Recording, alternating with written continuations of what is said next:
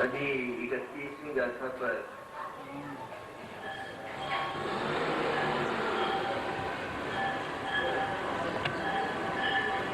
गंभीरतम प्रवचन सुना।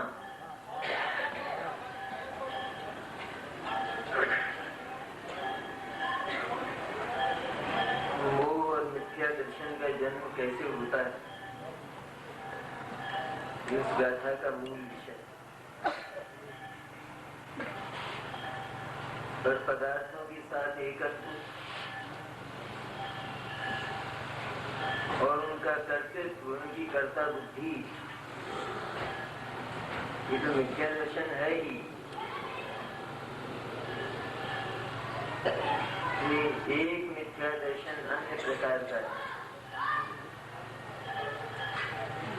विज्ञान के स्वभाव को न समझने पर पैदा होता है। वो विषय 31वीं गाथा का था। 15वीं गाथा में भी वो विषय आने वाला है। रोकने वाला रुके भी कहाँ तक, जब आचार्य खुद ही नहीं मानते हैं।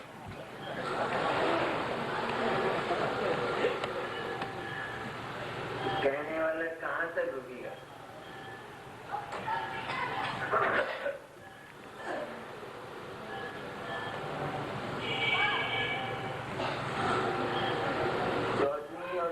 गाथा में सम्यक दर्शन और सम्यक ज्ञान की चर्चा है। संपूर्ण विश्व में शुद्ध चैतन्य सत्ता है अपनी, वही एकमात्र भूतार्थ में विद्यमान तत्व है। सम्यक दर्शन का ये बोल महागंभीर होता है। सारा ही विश्व सम्यक दर्शन का बोल है। संपूर्ण विश्व एकमात्र मेरे शुद्ध चैतन्य का बना हुआ है। इस विश्व में दूसरा कोई पदार्थ ही नहीं है। इस सम्यक दर्शन की घोषणा है। शेष काम ज्ञान का है, वो जानता है, लेकिन जानने पर भी सम्यक दर्शन का, सम्यक श्रद्धा का ये जो गंभीर स्वर है, इससे ज्ञान भी इनकार नहीं करता। ज्ञान भी यही कहता है, संपूर्ण विश्व में एकमात्र शुद्ध चैतन्य जो मैं हूँ, वही भूत अर्थ, वही विद्यमान है। अन्य की विद्यमानता कही तो जाती है, लेकिन मेरे लिए अविद्यमान ही है, क्योंकि मेरे काम की नहीं, विजन की नहीं, उनकी संबंध तो है ही नहीं। लेकिन बस सचमुच जानने के प्रयोजन की भी नहीं। ये जान लिया ना एक बार, जो मैं नहीं हूँ, जो मेरा नहीं है, जिससे मेरा कोई संबंध नहीं है, उसका कुछ करना तो नहीं है, हो भी नहीं सकता, लेकिन उसे जानना भी नहीं है। जानना नहीं है तो ये है ना, यही तो जाना है हमने। ये है, इतना कहा, इसका अर्थ ही यह है कि जानने में आ गया, कुछ जानना नहीं है, कि वहां मेरा कुछ भी नहीं है। ये जानने में तो आ गया। फिर और ये का जानना किसको कहते? ये जो श्रुतक ज्ञान है, ये केवल ज्ञान बन गया। इसमें और केवल ज्ञान में कोई अंतर नहीं है, ये आने वाला है।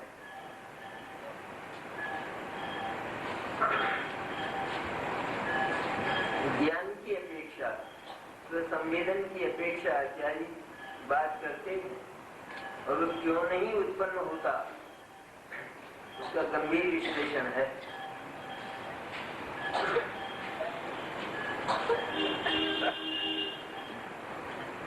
गाथा में क्या कहा कि जो पुरुष आत्मा को, जो पुरुष मैंने स्वयं आत्मा, पुरुष मैंने आदमी नहीं, मनुष्य नहीं, तिरंच भी, नारकी भी, देव भी, कोई भी हो, आत्मा, आत्मा को अबद्ध स्पष्ट, अनन्य, अविशेष और उपलक्षण से नियत और संयुक्त, ये दो बात गाथा में कही नहीं जा सकी, लेकिन सम्मिलित है, क्योंकि कुछ गंभीर बात कहना, इसलिए इसको गौण करना पड़ा, लेकिन सम्मिलित है पांचों ही भाव। ऐसे आत्मा को, मैंने एक ज्ञायक चिन्मात्र तत्व को जो देखता है वह सर्व जैन शासन को देखता है।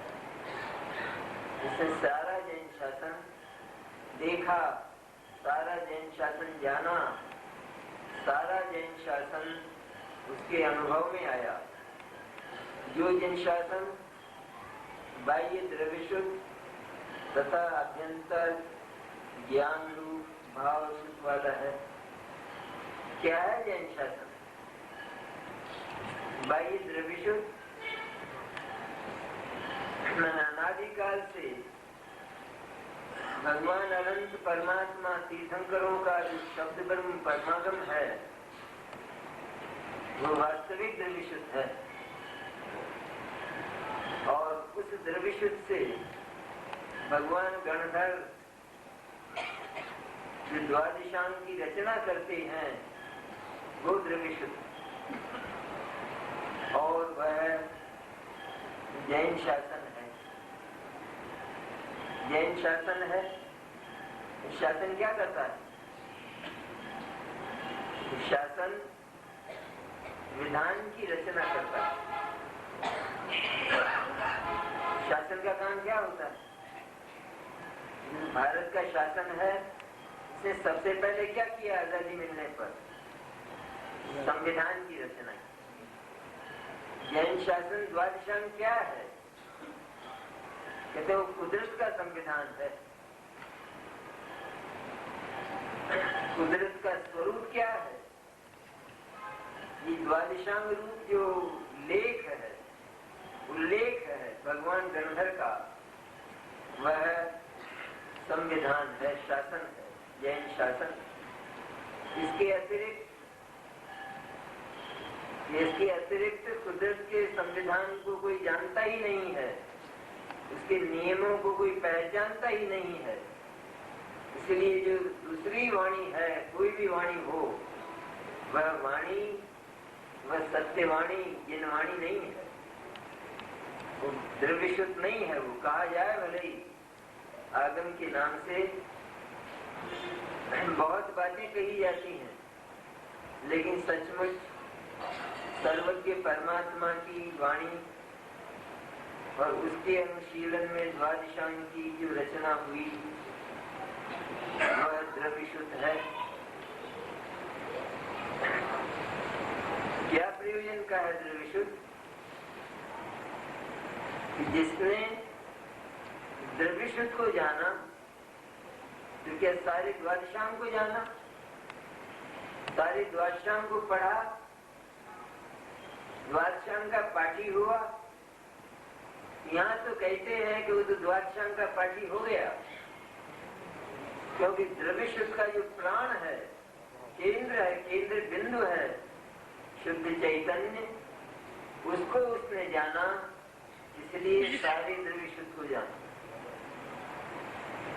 द्वादशांग में तो बहुत है ना बात, चारों ही अनुयोग द्वादशांग में सम्मिलित है, और उसमें बातें तो इतनी हैं कि आत्मा अनादिकाल से मिथ्या दृष्टि है, और उसे कर्मों ने बांधा है, बने हुए हैं कर्म, कर्मों के उदय में विविध प्रकार के मिथ्यात्व रागादि भाव करता आया है और पुनः कर्म बांधता है। ऐसे उल्लेख कर्मान युग में बहुत, ये सब कुछ पढ़ा सारा, चारों अनुयोग पढ़े, तो सार क्या निकला कि पढ़े, सारे अनुयोग पढ़े, आगम धर हुआ, सर्वागम धर, द्वादशांग का पाठी, 11 अंग 9 गुरु का पाठी, तो भी जिसने उसके केंद्र, उसके प्राणभूत शुद्ध चैतन्य को नहीं जाना, उसका वो संपूर्ण ज्ञान मिथ्या ज्ञान है, झूठा है।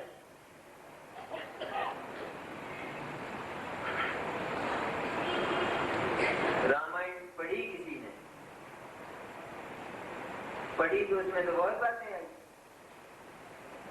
राम और सीता को वनवास हुआ, लक्ष्मण भी गए,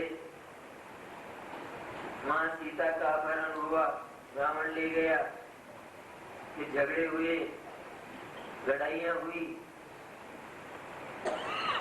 फिर क्या हुआ? यही हुआ और क्या हुआ? तुमने रामायण पढ़ी नहीं, पद्म पुराण नहीं पढ़ा तुमने।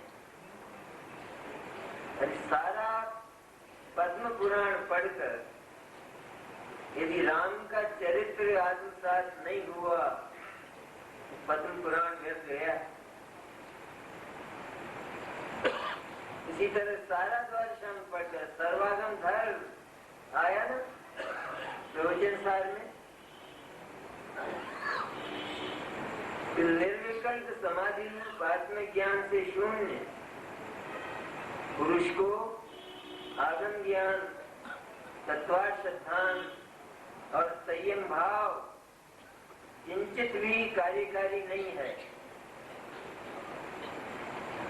जिसने शुद्धात्मा का संवेदन नहीं किया,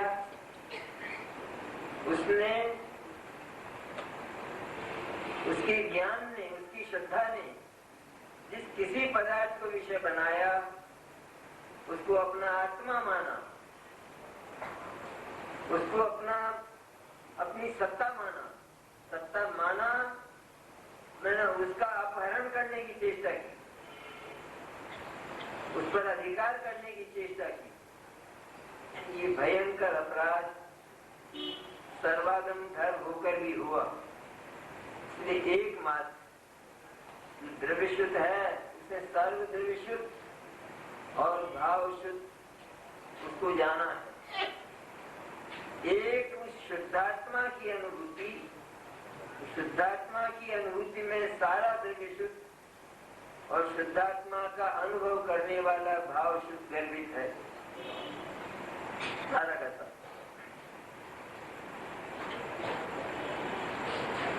वह संपूर्ण बाह्य द्रव्य शुद्ध तथा अभ्यंतर ज्ञान रूप भाव शुद्ध वाला है। जिसने आत्मा का अनुभव किया, वो जो आत्मा की अनुभूति है, ऐसा है ना साफ,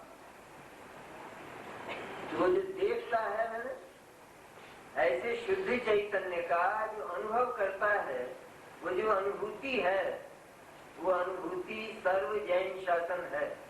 वह जैन शासन दो प्रकार का, एक द्रव्य शुद्ध रूप, एक भाव शुद्ध रूप।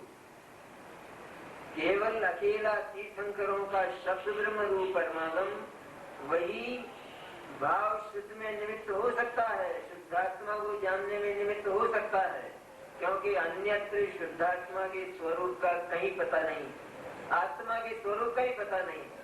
तो अन्य वाणी वो शुद्ध कैसे कहलाएगी, आगम कैसे कहलाएगी? इसलिए ये संविधान है कुदरत का, वो सारा द्रव्य शुद्ध जानने में आया कि जिसने सारे जितने भी भगवान तीर्थंकर परमात्मा हुए, उन्होंने क्या कहा कि इतना सब कुछ कहकर भी उस सबके बीच में एक शुद्ध चैतन्य प्रतिष्ठित था।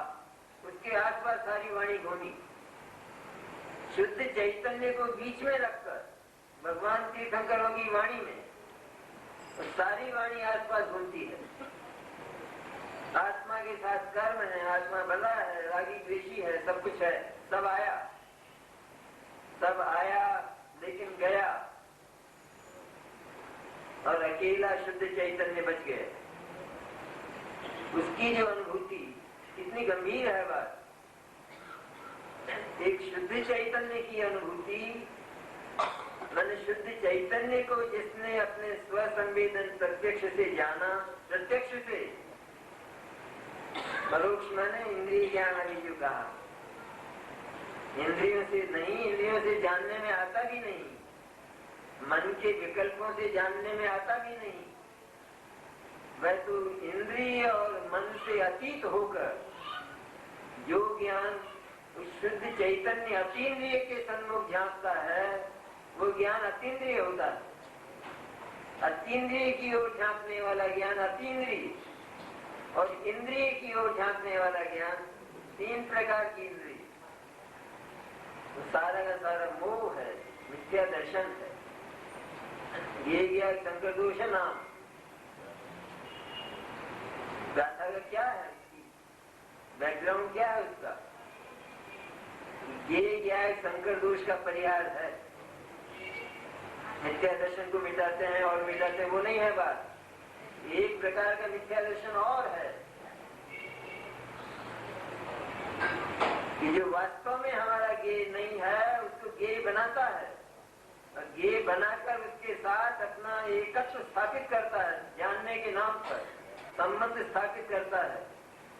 इस तरह ज्ञेय और ज्ञायक दोनों को एक जानकर एकत्व की स्थापना, इसका नाम ज्ञेय ज्ञायक शंकर दोष नाम का मिथ्या दर्शन। कैसे मिटे वो, उसकी कला है। ऐसी जो अनुभूति है शुद्ध चैतन्य की, वह संपूर्ण जैन शासन है। संपूर्ण जैन शासन के जो द्रव्य शुद्ध रूप, द्वादशांग रूप है, उसने सारे द्वादशांग को जाना।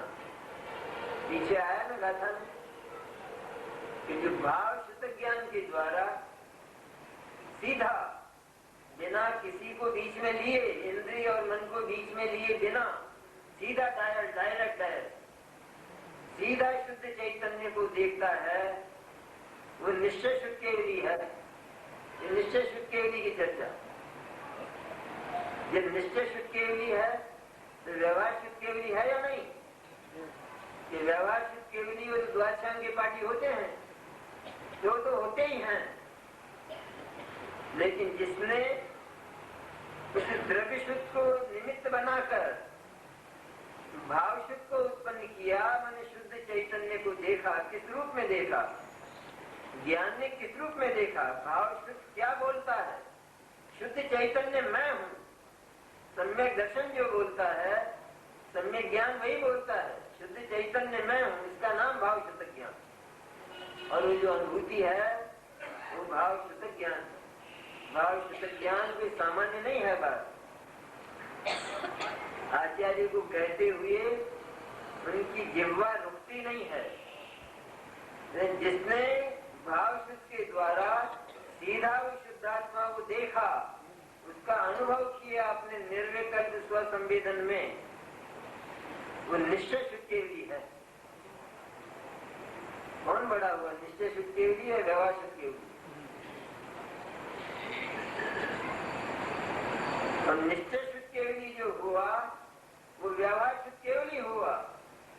अर्थात उसने सारा द्वादशांग पढ़ा, तो सारे द्वादशांग को पढ़कर जिसने यह नहीं जाना कि संपूर्ण द्वादशांग में जो कुछ भी है वह एकमात्र इसमें जो ग्राह्य है, उपादेय है, वो मेरा शुद्ध चैतन्य है, बाकी सब ये है सारे द्वादशांग।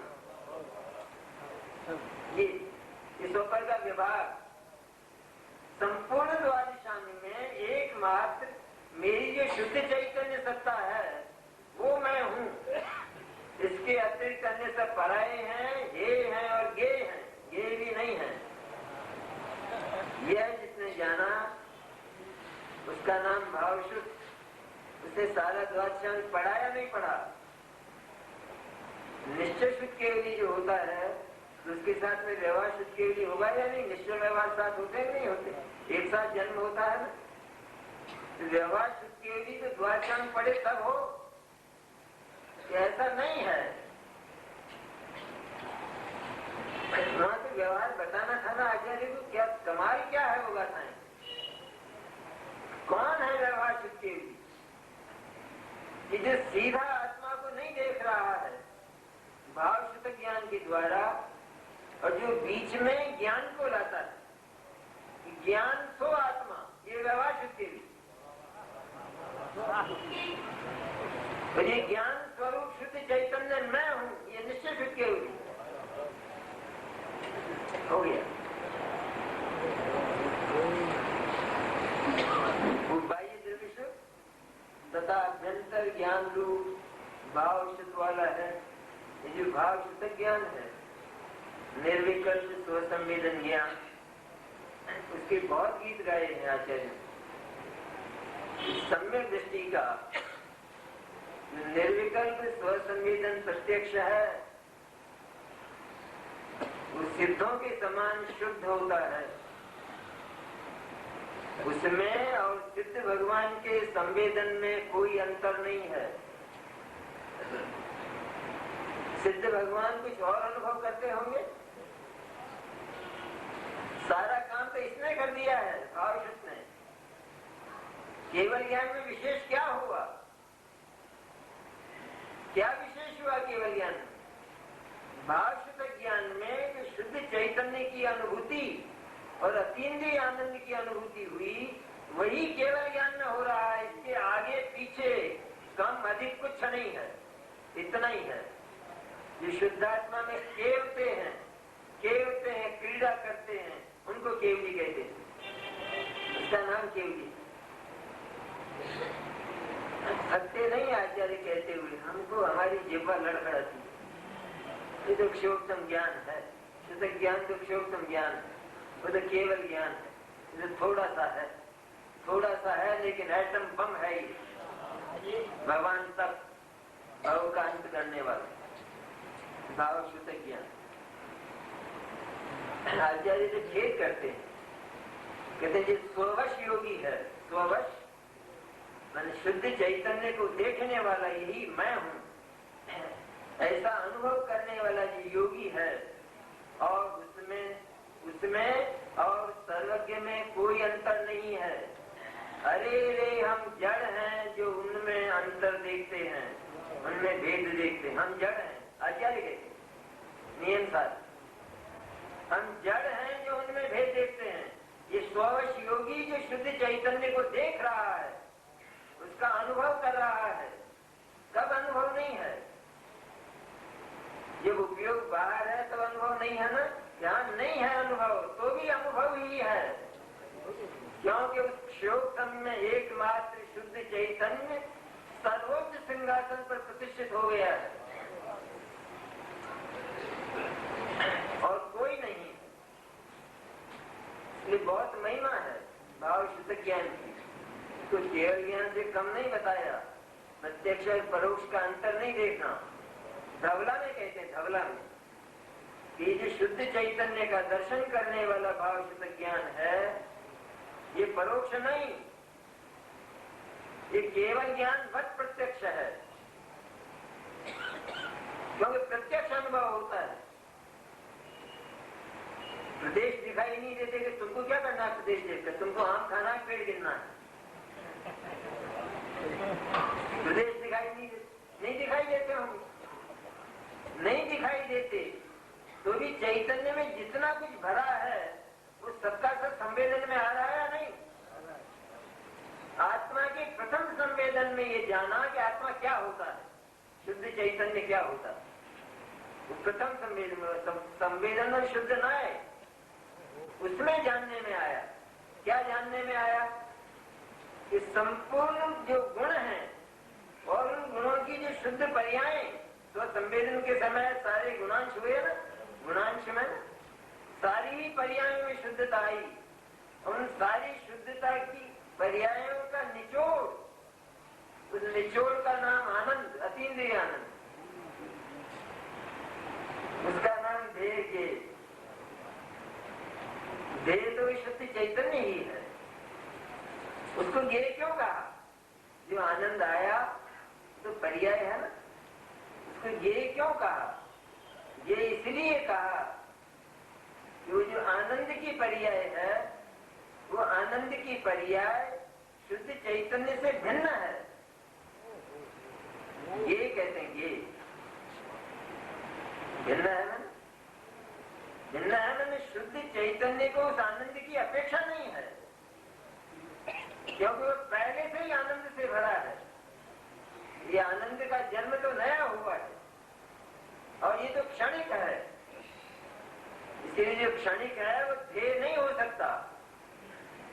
इसे शुद्ध चैतन्य को जब ध्येय बनाया तो उसकी मुद्रा के रूप में उस आनंद का जन्म हुआ। वरना कैसे कहते कि सम्यक दृष्टि हुआ, इसको आत्मा का संवेदन हुआ? क्या प्रमाण है, क्या सबूत है तुम्हारे पास? सबूत यह है कि जो आनंद उस क्षण में आया है, उस वेला में जो आनंद आया है, वो आनंद अनादिकाल से नहीं आया। ऐसा पूरा विलक्षण आनंद वो योगी मानो वो सम्यक दृष्टि, वो स्वयं उस आनंद को जानता है, जगता है लेकिन ध्येय नहीं बनाता। वो पर की कोटि में रहता है, क्योंकि आनंद तो पर्याय है ना, नया जन्म हुआ ना। शुद्ध चैतन्य का जन्म तो नया नहीं हुआ। तो जो शुद्ध चैतन्य ध्रुव है, उसको जब ध्येय बनाया, उसको जब लक्ष्य बनाया, उसका जो अवलंबन लिया, उसको जब आत्मा माना, उसको आत्मा मानने पर उस आनंद का जन्म हुआ। उस आनंद का जन्म हुआ, लेकिन वो आनंद क्षणिक है। क्षणिक होने के कारण वो शुद्ध चैतन्य नहीं है। और हमने तो उस ध्रुव में अपनी सत्ता का अवलोकन किया है, ध्रुव को अपनी सत्ता दी है। ये ध्रुव ही शुद्ध चैतन्य ही मैं हूँ, तो वो मेरा आत्मा है। उसके अतिरिक्त, उससे अनमेल जो कोई भी है, वो सबके सब अनात्मा है। आत्मा कौन है? किसको आत्मा माना है? जो मेरी अनादि अनंत अक्षर चैतन्य सत्ता है, बस वो आत्मा है, वो मैं हूँ। फिर इससे जो अनमेल होगा वो भी आत्मा होगा, तो वो संभव नहीं है। कैसे होगा? तो जो आनंद है तो नया जन्म, नया उत्पन्न हुआ है, नया उत्पन्न हुआ है। और जो शुद्ध चैतन्य है वो तो पुरुष पुरातन है, पुराण पुरुष है। इसलिए वो आनंद ध्येय नहीं बनता है, उस आनंद को जानना भी नहीं है। और बारीक बात, कौन जानने में आ रहा है? कि केवल उस भाव शुद्ध ज्ञान के द्वारा शुद्ध चैतन्य जानने में आ रहा है। केवल यह मैं हूं इस रूप में जानने में आ रहा है।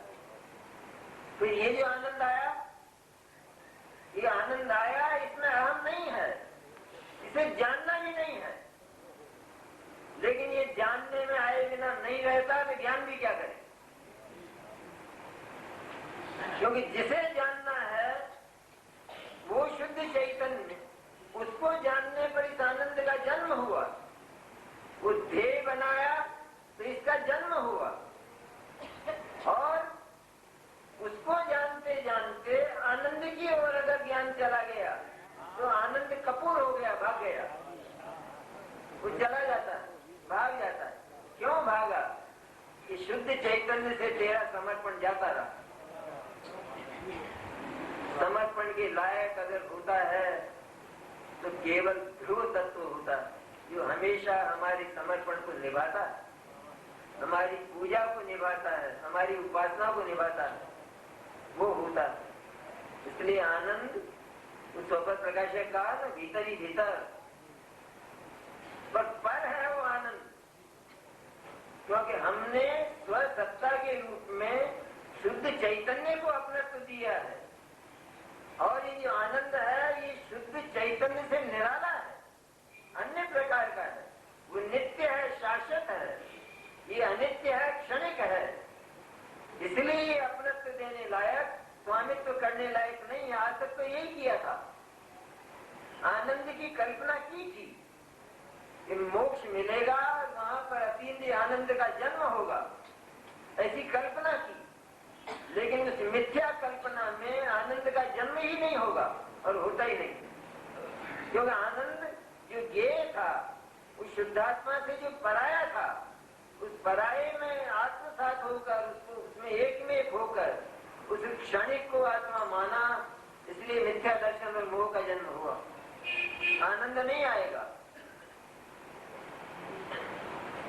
अद्भुत है बात। आनंद जानने में आ गया। सचमुच जानने में कौन आ रहा है उस समय? केवल ध्रुव से हटता नहीं है, ध्रुव से रंच भी स्खलित नहीं होता है, और वहां से रंच भी स्खलित नहीं होता, तो एक अनुभूति स्वसंवेदन नया काम हुआ ना जीवन में, जिसका प्रमाण क्या है? कुछ तो होना चाहिए, कोई नई बात होना चाहिए।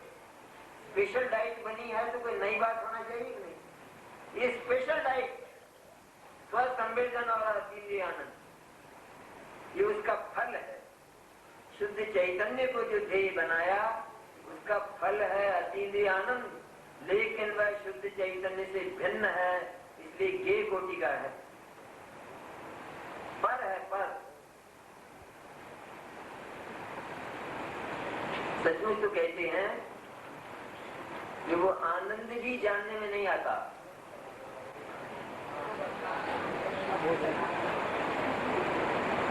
तो जो आनंद है वो ज्ञान से न्यारा है, निराला है वो। तो अगर वो आनंद ज्ञान में आ जाए, तो फिर जो अचेतन है वो चेतन में आ जाए, कोई रोक नहीं सकेगा। इसलिए वो आनंद ज्ञान में जाना जाता हुआ। कैसे जाना जाता हुआ? कि आनंद है, आनंद आया है, इस रूप में जाना जाता हुआ, माने ज्ञान रूप होता हुआ आनंद। आनंद का पदार्पण ज्ञान में नहीं होता, आनंद तो आनंद की जगह ही रहता है। ज्ञान में ज्ञान के रूप में जाना जाता है, उसे आनंद का ज्ञान कहते हैं। ये व्यवहार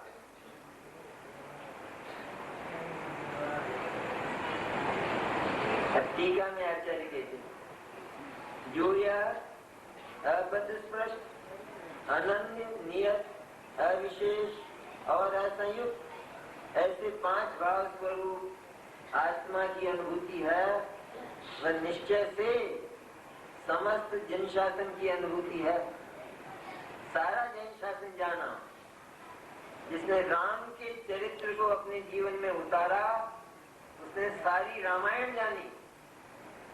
वो लड़ाई हुई और वो अपहरण हुआ, ये हुआ, ये तो कुछ नहीं।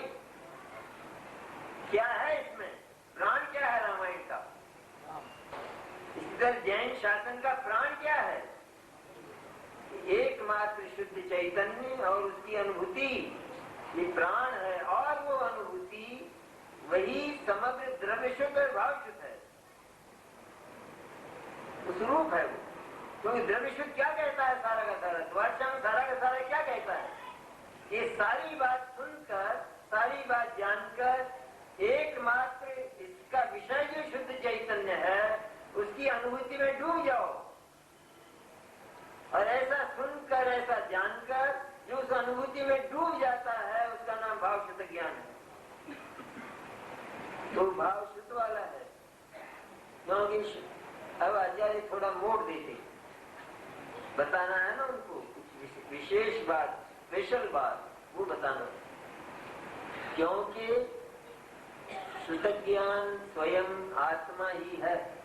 अब ये कहते हैं, ये जो अनुभूति हुई है भाव शुद्ध रूप, भाव शुद्ध नाम है उसका, शुद्ध ज्ञान है, उसने भाव स्वरूप भूतात् शुद्ध चैतन्य को देखा, उसका अनुभव किया, तो उसका नाम भाव शुद्ध हुआ। असल में तो अतीन्द्रिय ज्ञान है सचमुच। वो जो अनुभूति है वो शुद्ध ज्ञान है, और शुद्ध ज्ञान स्वयं आत्मा ही है। ज्ञान है वो क्या है? क्यों मोड़ दे रहे हैं आचार्य? जो गाथाएं हैं वो सागर है, सागर। उसकी एक एक पंक्ति 14वीं गाथा में तो क्या कहा था आचार्य ने? कैसे 5 भाव स्वरूप आत्मा को जो देखता है उसका नाम शुद्ध न है। बस इतनी बात कही ना, तो हो तो गया था काम पूरा। अब कौन सी बात बाकी रही? यदि बाकी है थोड़ी बात, क्योंकि शुद्ध ज्ञान स्वयं आत्मा ही है। ये जो शुद्ध ज्ञान, ये जो अनुभूति पैदा हुई है, ये अनुभूति स्वयं आत्मा ही है। इस अनुभूति में और आत्मा में कोई अंतर नहीं है। अनुभूति से पूछोगे तुम कौन हो, वो ये नहीं बोलती कि मैं अनुभूति हूँ, वो बोलती है कि मैं तो शुद्ध चैतन्य हूँ। तो शुद्ध ज्ञान क्या है? अनुभूति क्या है? कि वो आत्मा ही है। इसलिए ज्ञान की अनुभूति ही आत्मा की अनुभूति है। इसलिए जो ज्ञान की अनुभूति है इसमें कोई पर्याय दृष्टि खड़ी नहीं कर रहे हैं आचार्य। ऐसा लगता है ना अपने को, जो बहुत ऊंचाई पर है ना, पर्याय को द्रव्य से बाहर निकाल कर शुद्ध आत्मा को देखना, वो सुनी है ना बात को। यहाँ क्या कहते हैं कि ये जो अनुभूति है ये आत्मा ही है, ये शुद्ध चैतन्य ही है। तो पर्याय दृष्टि खड़ी नहीं हुई क्या? यहाँ तो अनुभूति के साथ एकता हो गई, फिर पर्याय के साथ। ऐसा नहीं है, बात कुछ और कहना है, गंभीर बात कहना है। ये जो ज्ञान है, ये शुद्धात्मा को देखता हुआ उत्पन्न हुआ निर्विकल्प स्वसंवेदन, ये जो अनुभूति है भाव शुद्ध रूप, ये आत्मा ही है। क्योंकि ज्ञान और आत्मा में कोई अंतर नहीं है, ये अनुभूति आत्मा ही है। इसलिए ज्ञान की अनुभूति ही आत्मा की अनुभूति है। क्या कहना चाहते हैं आचार्य? ये जो ज्ञान की अनुभूति है, इस ज्ञान की अनुभूति में हम क्या दोष पैदा करते हैं, क्या अपराध करते हैं, वो आचार्य आगे बताना चाहते हैं। होती है अकेली शुद्ध ज्ञान अर्थात शुद्ध आत्मा की अनुभूति, और उस शुद्ध आत्मा ही ये बनता है। पर उस शुद्ध आत्मा की जो अनुभूति है, उस शुद्ध आत्मा की अनुभूति रूप ज्ञान को हम स्वपद प्रकाशक कहकर उसमें ये या संकर दोष पैदा करते हैं। ये आचार्य को बताना है कि जो अनुभूति है वो आत्मा ही है, आत्मा से भिन्न नहीं है। ज्ञान आत्मा से भिन्न नहीं है। और हम क्या करते हैं? हम ज्ञान को ज्ञेय के सुपुर्द कर देते हैं। ज्ञान किसका है? कि ज्ञेय का है। ज्ञान किसका है? कि लोकालोक का है। केवल ज्ञान किसको जानता है? कि लोकालोक को जानता है। तो किसका हुआ केवल ज्ञान? किसका माना हमने ज्ञान को? तो ज्ञान शुद्ध रहा। जिस ज्ञान में, जिस ज्ञान के उपयोग में, शुद्ध ज्ञान के जिस उपयोग में हमने सारा लोकालोक समेट कर धर दिया और उसके साथ एकत्व स्थापित कर दिया, वो ज्ञान है। जिस ज्ञान से संपूर्ण लोकालोक बहिष्कृत है, यहाँ तक अपनी पर्याय भी बहिष्कृत है, ऐसा जो ज्ञान है शुद्ध चैतन्य की ओर झांकने वाला, वो ज्ञान आत्मा है। उसमें कोई गेय शामिल नहीं है। उसमें गेय दिखाई देता है, ये बात सही नहीं है। गेय कहाँ है? गेय आत्मा में है, गेय ज्ञान में है। तो गेय तो ज्ञान के बाहर है ना। ज्ञान के बाहर है तो फिर वो ज्ञेय आत्मा में कैसे दिखाई देगा, ज्ञान में कैसे दिखाई देगा? लेकिन ये जो ज्ञान है, मेरा ज्ञान, वो ज्ञेय को जानता है। मेरा जो ज्ञान है वो द्वादशांग को जानता है। द्वादशांग से मेरे ज्ञान का जन्म हुआ है। कि उसने द्वादशांग रूप जो ज्ञान है, जड़, उसको आत्मा के साथ एक में एक करके वो ज्ञेय संकर दोष पैदा किया। इसलिए अनुभूति है, इस अनुभूति में एकमात्र शुद्ध चैतन्य स्थापित है, वो ज्ञान स्वरूप है। और उस ज्ञान स्वरूप चैतन्य के उस अनुभूति के बाद सारा लोकालोक हो, लेकिन उस अनुभूति से उसका कोई संबंध, उस भाव शुद्ध ज्ञान से उसका कोई संबंध नहीं है। भाव शुद्ध ज्ञान का जन्म ही तब होता है।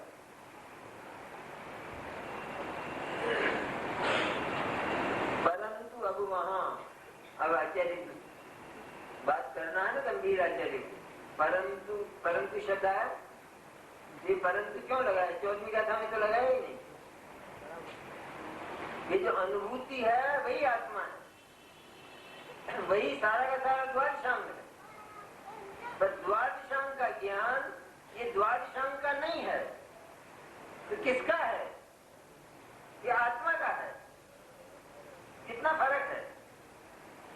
ये द्वादशांग के जो पाठी हैं, जो भाव शुद्ध ज्ञान रूप हैं, द्वादशांग के पाठी, वो अपने आप को, अपने ज्ञान को द्वादशांग का ज्ञान मानते हैं या आत्मा का ज्ञान मानते हैं?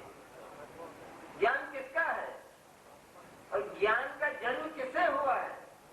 द्वादशांग से और भगवान की वाणी से हुआ है या आत्मा से हुआ भीतर से? उपयोग इस तरह ज्ञान शुद्ध रहता है। और उस ज्ञान, वह ज्ञान द्वादशांग से उत्पन्न हुआ, द्वादशांग का ज्ञान है, द्वादशांग से पैदा हुआ है, भगवान की वाणी से पैदा हुआ है। इसमें ज्ञेय को ज्ञान के साथ मिलाकर अनुभूति को खराब कर दिया, मिथ्या ज्ञान का जन्म हो गया। परंतु अब वहां दूसरी बात करेंगे ना आचार्य, बहुत अच्छी एक बात, मधुर है बात, लेकिन है गंभीर बात। क्यों? ज्ञान को शुद्ध रखना है आचार्य। सबसे पहली बात है कि ज्ञान शुद्ध है, वो आत्मा का है, और उसमें अन्य ज्ञान से भिन्न जो कोई भी है वो ज्ञान में शामिल नहीं है, शामिल हो भी नहीं सकता। वह ज्ञान किसी का नहीं हो सकता, और जो अन्य है वो ज्ञान का नहीं हो सकता। इसलिए ज्ञान शुद्ध है। वो अज्ञान भी, अनादिकाल का जो अज्ञान है, ये मानता है कि मेरा जन्म जनवाणी से हुआ है, मेरा ज्ञान गुरुदेव की वाणी से हुआ है, ऐसा जो मानने वाला ज्ञान है, उसका जन्म भी गुरुदेव की वाणी से नहीं हुआ। वो स्वतंत्र है, वो जनवाणी से नहीं हुआ उसका ज्ञान, उसका उत्पाद, लेकिन वो स्वतंत्र है, वो उसकी स्वतंत्र कल्पना है। उसका जन्म यदि वास्तव में द्वादशांग से, जनवाणी से ज्ञान पैदा हो जाए, तो फिर तो समयसार में क्या है? 20 बार समयसार पढ़े और आत्मा का अनुभव ना हो, ये कैसे संभव है? इसलिए ज्ञान उस शुद्ध होने पर भी, मैंने उसमें जो कल्पना की जाती है अज्ञान में अनेक प्रकार की, द्वादशांग से मेरा जन्म हुआ, गुरुदेव की वाणी से मेरा जन्म हुआ, ये से मुझे ये नहीं होता तो ज्ञान कैसे होता? ये प्रश्न पैदा होता है नहीं कि जगत में अगर ये नहीं हो तो ज्ञान कैसे होता? लेकिन ये बेहुदा प्रश्न है ना, कि वह ज्ञान या ज्ञेय का आश्रय लेकर पैदा होता है। अज्ञान भी, अज्ञान ज्ञेय की ओर झांके, उसकी दिशा ज्ञेय की ओर हो, लेकिन वो ज्ञेय में से पैदा नहीं होता। अज्ञान हुआ क्यों? वो अज्ञान भी अगर देखा जाए तो उसमें जितनी कल्पनाएं की गई हैं, स्व और पर के अविभाग की, स्व और पर का तो स्वयं सिद्ध विभाग है, लेकिन उसमें जो विभाग की कल्पना विभाग अस्त हो गया है उस ज्ञान में, तो ये विभाग अस्त हो जाने पर भी विभाग बना हुआ है, और वह ये जानता है, ये मानता है कि जो ये है ये मेरे ज्ञान में दिखाई देता है, ये जो जगत के पदार्थ हैं ये मेरे ज्ञान में दिखाई देते। इस तरह जो उसका मानना है, तो ज्ञेय की सत्ता ज्ञान में अनुभव करता है। इस तरह ज्ञान को ज्ञान रूप मन शुद्ध अनुभव न करके अपनी कल्पना से, भ्रम से अशुद्ध कर लेता है। ये अशुद्धता है। उसकी जो कल्पना है कि ये मेरे ज्ञान में दिखाई देता है, तो वो ये का ज्ञान में दिखाई देना ये केवल कल्पना है, हो नहीं रहा है। क्या विचित्र है बात, हो नहीं रहा है। इस दृष्टि से देखा जाए तो उस अज्ञान में कोई अशुद्धि नहीं है, क्योंकि उसने जो कल्पना की है वो उसके ज्ञान में आया ही नहीं है। रात कभी ज्ञान में आया ही नहीं। जगत के जो पदार्थ हैं, धर्म धर्म आकाश काल पुद्गल और अन्य जीव, वो मेरे ज्ञान में कभी आए ही नहीं। लेकिन इसने कल्पना में ये माना ये सब मेरे ज्ञान में दिखाई देते हैं, आते हैं। ऐसा कल्पना में माना ना, माना लेकिन हुआ नहीं, घटना घटी नहीं। जब घटना नहीं घटी तो फिर वो जो अज्ञान है वो पर से न्यारा रहा या नहीं रहा। ये बात यदि उसके ज्ञान में आ जाए तो अज्ञान पलटा खाकर भावचित हो जाए। कुछ भी नहीं हुआ। अज्ञान में जितनी कल्पनाएं मैंने की वो सब व्यर्थ गई, एक भी घटना नहीं घटी। बस इतना सा तो आना है ज्ञान अनादिकाल कि कुछ हुआ ही नहीं। मैंने चैतन्य में बहुत कुछ होना माना था, मैंने ज्ञान में बहुत कुछ घटनाएं घटती हुई देखी, कल्पना में, सपने में। पर सपना रात को आया, जाते ही क्या हुआ, कहाँ गया, क्या हुआ, कहते कहाँ गया वो निधान।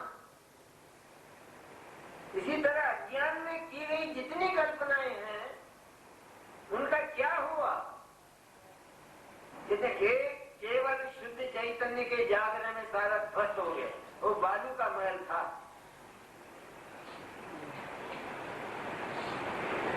परंतु अब वहां आगे चर्चा करें।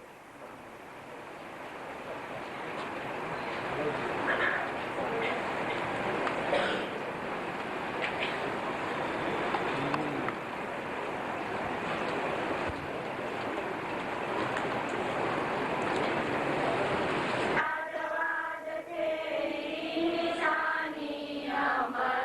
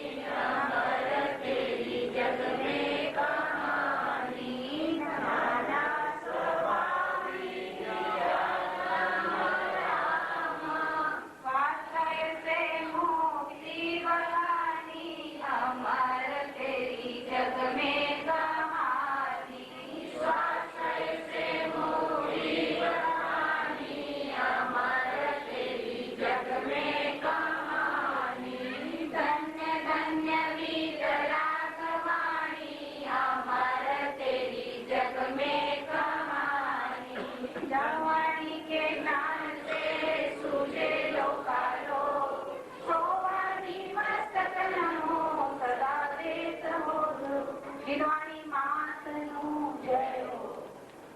કિનવાણી માતાનો જય હો.